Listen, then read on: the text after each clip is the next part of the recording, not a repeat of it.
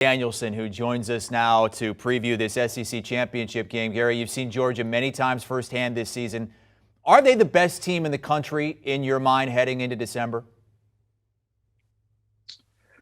Well, I think they've been the most consistent football team all year. They've had a pretty comfortable home schedule. They haven't had to play the competition on the road this year that maybe some of the other teams have had to do. Like Michigan had a great road win against Ohio State, Alabama playing at Tennessee. So I think their schedule fit them, but I do believe that they're very balanced. They're very, very focused, physical football team. And talented, those back-to-back, 5 or 6 recruiting classes in a row that Kirby's put together, they reloaded amazingly. I don't think anybody would have guessed that they'd be playing at this level defensively after what they took off this team a year ago. 5th SEC title game in 6 years for Georgia. Meantime, LSU in the first season under Brian Kelly, they go on that 5-game winning streak to clinch a berth and the championship in the SEC West. But what were they doing during that 5-game winning streak that they failed to do against A&M? Well, that was a bit of in my mind, a tough football game for them. Just the week before they squeaked by at Arkansas, so they've had some tough battles. They're not a perfect team. They're a rebuilding team that has found a pressure point in Jaden Daniels that, we saw it against Alabama, we saw it in other games. He's very tough to corral. A lot of his yardage are on broken plays. I think almost 2/3 of Jaden Daniels' rushing yardage this year has come when a pass was called, and he ended up scrambling, not quarterback called runs. So in that game, Texas A&M took it to him the way I would take it to him if I was calling a game. They're not deep in the defensive line. They ran right at him. They pounded the defensive line. They went some up tempo at a team that doesn't have quite the depth that they had before. So Georgia has the ability to do that. It'll be a challenge, and a lot of it'll be the problem of trying to put this team together on a quarterback that Georgia knows is the center of the offense.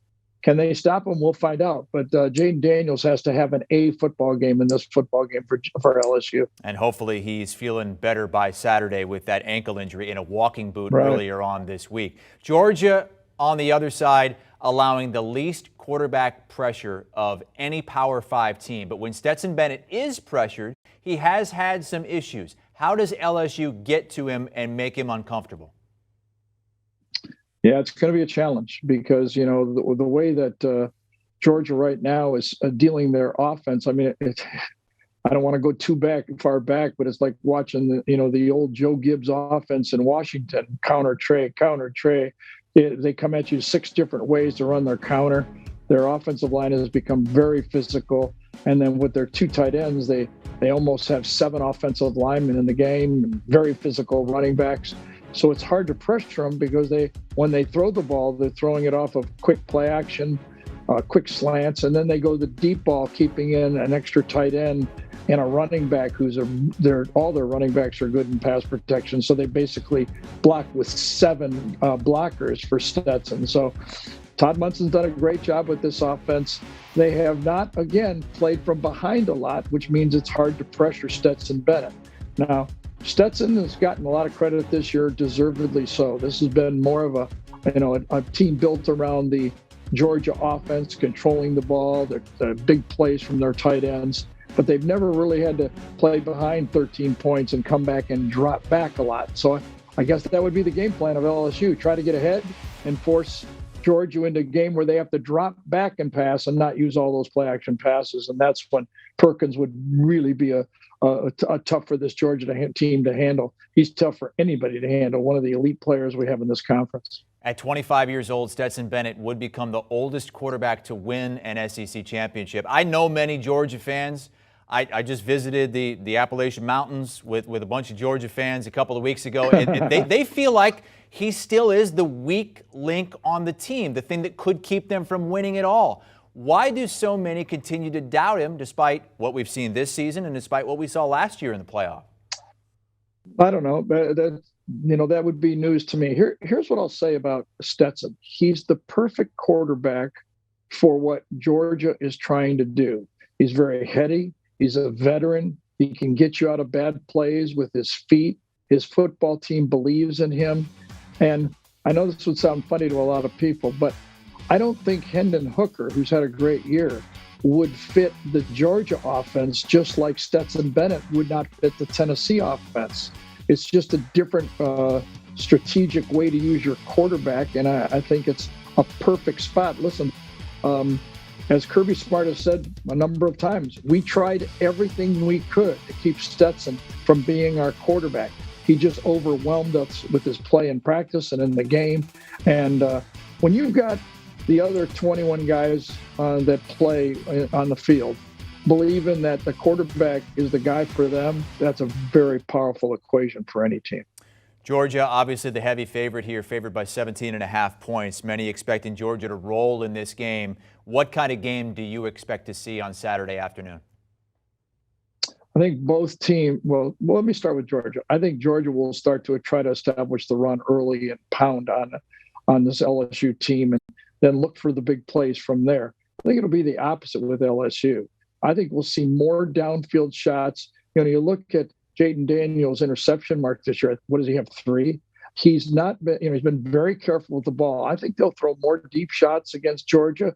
They'll try to break the game open, try to make it a more wide open game. They don't want to play it close to the vest and have to pound each other. They've got 2 true freshman offensive tackles. They don't want to get into long yardage throwing on 3rd down. They don't mind throwing deep on 1st or 2nd down. But if Jalen Carter moves out and tries to match up against those 2 true freshman offensive tackles, that will be a problem for LSU.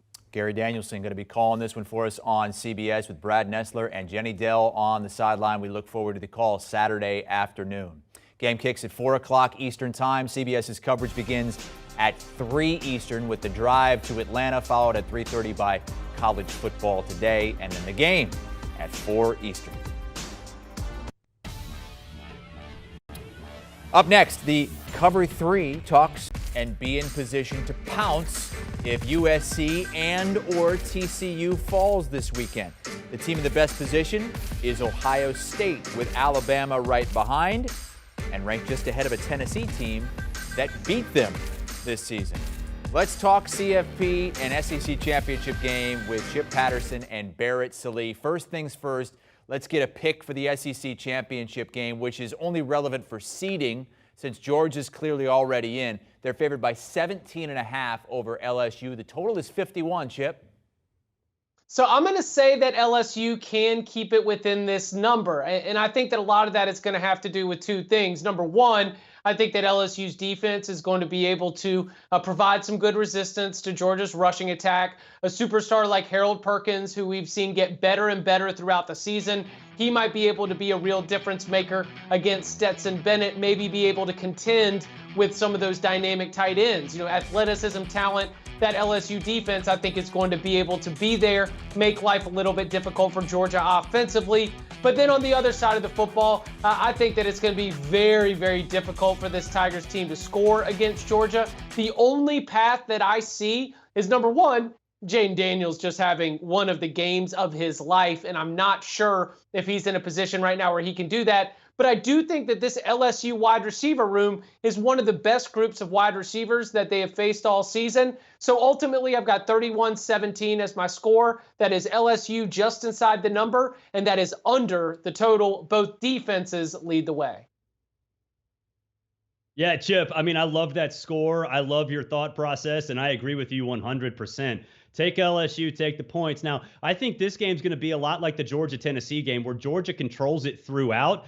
But then you see the score at the end and you're like, all right, Tennessee got a garbage touchdown. I think it's going to be a lot like that. I think for Georgia right now, the biggest thing that makes this team so difficult to slow down is that they throw the ball in a variety of different ways. Brock Bowers, a tight end, their top receiver. Their actual wide receiver, Ladd McConkey, is second in terms of yardage, and their third best receiver is a running back in Kenny McIntosh. So they can do it in a variety of different ways. And if LSU's defense does have some success against Stetson Bennett, we've seen Stetson make some mistakes.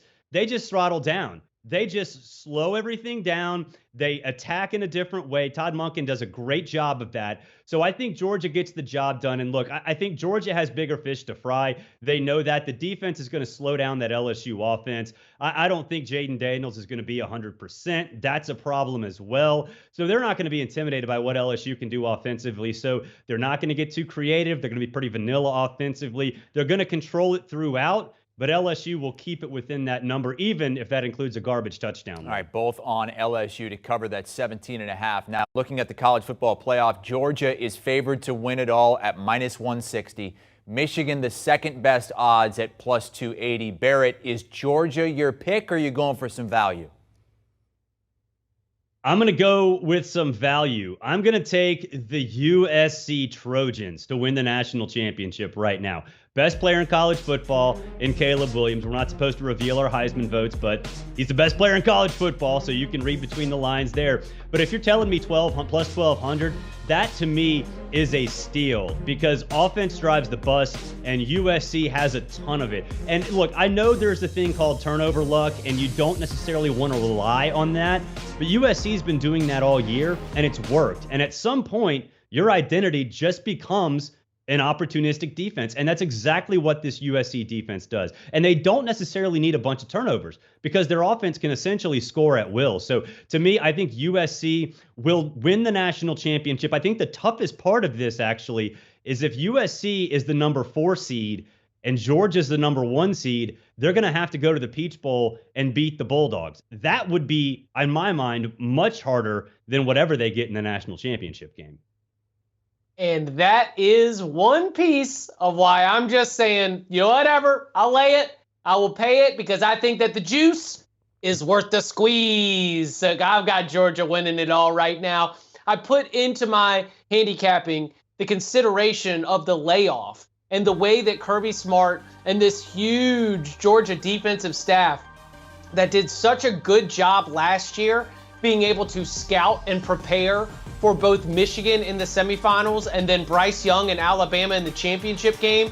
And I think that looking across the rest of the teams that we think are going to be in the college football playoff, they've all got some flaws. They've all got some weaknesses, and weaknesses are exploited by teams with the kind of talent and preparation that I think that Georgia will have. So I think that, again, like you mentioned, if Georgia locks things up, they get the number 1 seed. It means that they're playing in the Peach Bowl in Atlanta. That is going to be an absolute home game for the Bulldogs, a place where they feel comfortable winning. I think that then you look to the national championship game and whoever they get, you know, whether it is a Michigan, which, by the way, we've seen Kirby Smart prepare for Michigan before. It was not good for the Wolverines. TCU and USC, teams that have been fantastic this season, but again, have weaknesses.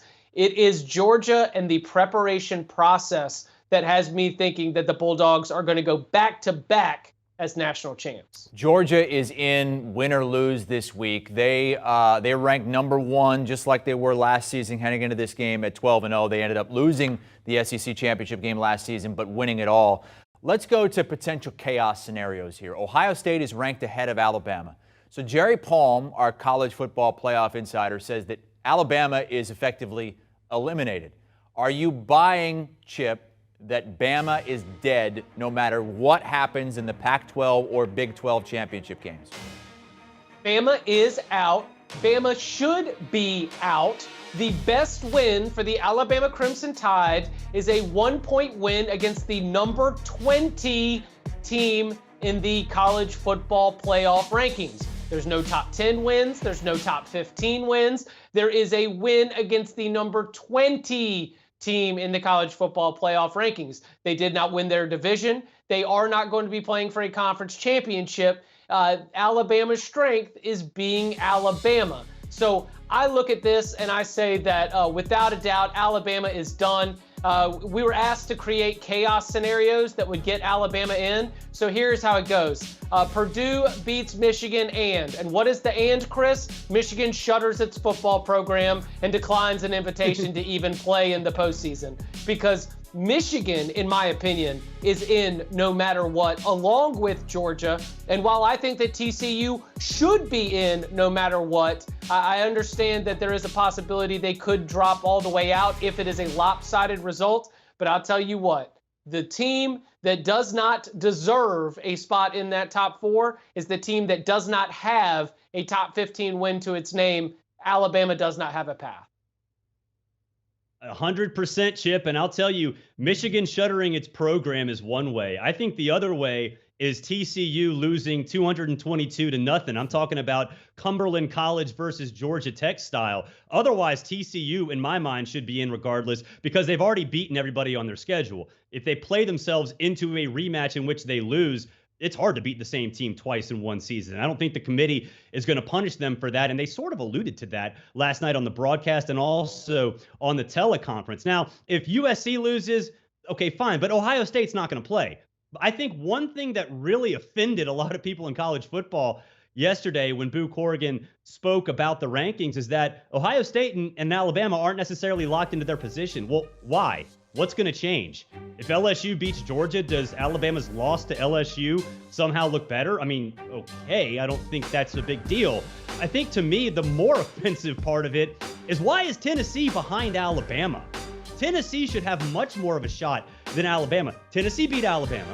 Tennessee beat LSU. Alabama lost to both of those teams. Tennessee has top 15 wins. 2 top 15 wins. Like Chip said, Alabama's top wins are a 1-point win over Texas and a win over Mississippi State. I'm sorry, you got to win your games. It isn't all about the eye test. It isn't all about NFL talent. So for Alabama to get in, like Chip said, Michigan shutters its program. I doubt that's going to happen. TCU losing, Georgia Tech, Cumberland College style.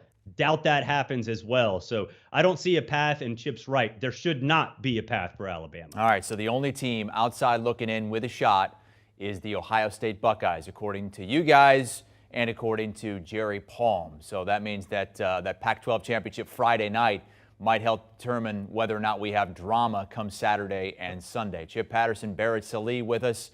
Cover 3 podcast, college football playoff rankings reaction from last night, whether TCU is a lock, and the path for Ohio State. SEC championship game is 4 o'clock Eastern time on CBS. The pregame coverage begins at 3 o'clock Eastern time.